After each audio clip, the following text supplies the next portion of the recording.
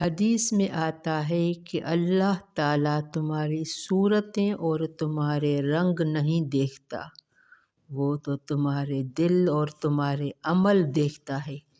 ये सही मुस्लिम की हदीस रवायत है।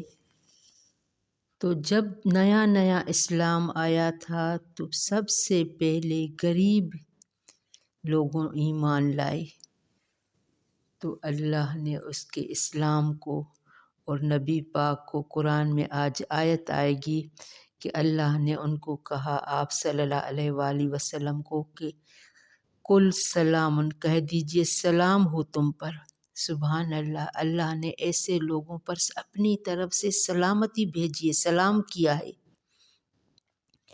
और सबसे पहले गरीब लोग दीन पे क्यों आते?